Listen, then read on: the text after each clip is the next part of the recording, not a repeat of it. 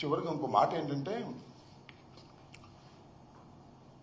ప్రజల్ని డైవర్ట్ చేయడం కోసం ఎవరండి హైదరాబాద్ నుంచి నర్సిరెడ్డి అంటే ఎవరు ఒక పొట్టుకుంటాడు పుట్టుకొక్కలాగా ఆయన వచ్చి కామెడీ చేస్తున్నాడు, పద్దాలను చేస్తుంటాడు.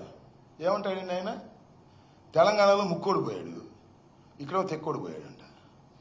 ఏం మాట్లాడుతున్నావు? ఏమయ్యా చంద్రబాబు నాయుడు గారు, నువ్వేమో నవ్వుకుంటున్నావా ఏంటిది? మొన్న కూడా అంతే, ఇక్కడ ఎమ్మెల్యేల వినోద కార్యక్రమాలప్పుడు కూడా జగన్మోహన్ రెడ్డి గారిని తిట్టడం, కింద నవ్వుకోవటం. ఇవాళ కూడా ఆ బుడంకాయ లాంటి నర్సిరెడ్డిని పిలిపించుకోవటం, ముక్కోడు తెక్కోడు ఆనందపడటం. మీ వల్లనేవా?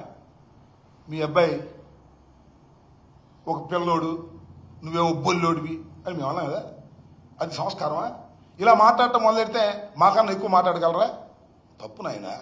తెక్కోడు గిక్కోడు ఇట్లాంటి మాటలు కాదు. వ్యక్తిగతంగా మీరు మాట్లాడటం మొదలెడితే అంతకన్నా వ్యక్తిగతంగా మాట్లాడగలమని కూడా ఈ సందర్భంగా నేను మనవి చేస్తున్నా.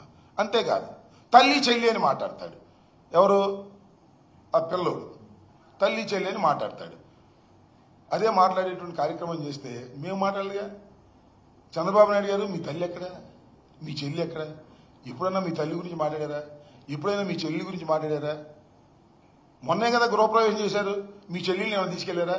ఏమయ్యా లోకేష్ గారు, ఓ పిల్లోడా, నువ్వేమన్నా మీ మేనత్తలకు ఎప్పుడన్నా బట్టలు పెట్టావా? మీ మేనత్తలు ఇంటికి పిలిచావా? ఇట్లా కుటుంబ విషయాల గురించి మాట్లాడటం మొదలెడితే మేము మాట్లాడగలం అనే విషయాన్ని దయచేసి మర్చిపోవద్దు. సంస్కారహీనంగా మీరు మాట్లాడటం మొదలెడితే మా వాళ్ళు కూడా మాట్లాడతారు. ఇట్లాంటి అలవాట్లు చెయ్యొద్దయ్యా. చంద్రబాబు నాయుడు గారు, నీ దగ్గర సరుకు లేదు, నువ్వు చేసినటువంటి వాగ్దానాలను నిలుపుకున్న పరిస్థితి లేదు. మహానాడులో గావు కేకలు పెట్టి ఏదో సెక్స్ అయిపోయిందనే కలర్ ఇచ్చేటటువంటి ప్రయత్నం చేస్తున్నావు తప్ప సక్సెస్ కాలేదు సరిగదా. అనుకున్న స్థాయిలో విజయవంతం కాలేక గావు కేకలతో మహానాడు బ్రహ్మాండంగా జరిగిందని కలరించుకునేటటువంటి దౌర్భాగ్యమైన పరిస్థితికి ఓ నారా చంద్రబాబు నాయుడు గారు మీరు దిగజారిపోయారు. ఇది దయచేసి గుర్తుపెట్టుకోమని కూడా ఈ సందర్భంగా నేను చెప్పదలుచుకున్నాను.